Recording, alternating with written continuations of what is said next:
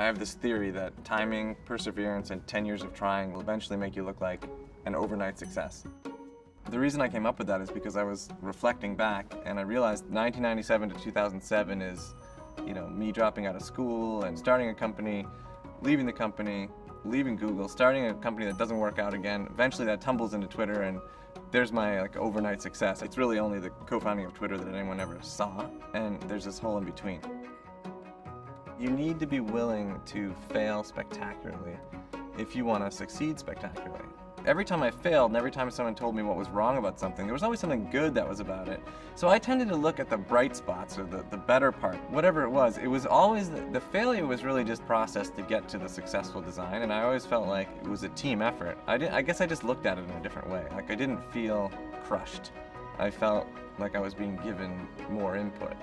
But at the same time, it's an incredibly valuable thing to have tried and failed than not to have tried. I learned an important lesson about opportunity when I was in high school. I wanted to play sports, but I didn't know the rules of any sports.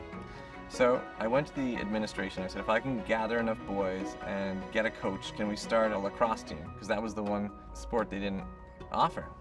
And so I did it, and I became the captain of the team, and I was really good at lacrosse, and we played all these games. And what I realized was that you don't have to wait for opportunity to present itself and then seize it. You can certainly do that, but you don't have to. Opportunity can be manufactured. So I created the circumstances. What I learned about opportunity early came to play later on when we were trying to build Odeo. We had started a podcasting company, and all of a sudden Apple decides it's going to get into podcasting. As we focused on what could we do that Apple's not doing, we came up with this idea of creating the right environment for opportunity to take root by just sort of declaring it a 2-week play zone. Work on the things that matter to you most. Come up with something that you really would like to work on for a long time. And that's what Twitter came out of. It's not just that this idea of a new definition of success is a fun idea. I think it's also that it has to be true. In order for humanity to move forward, we have to start realizing that we can't just take.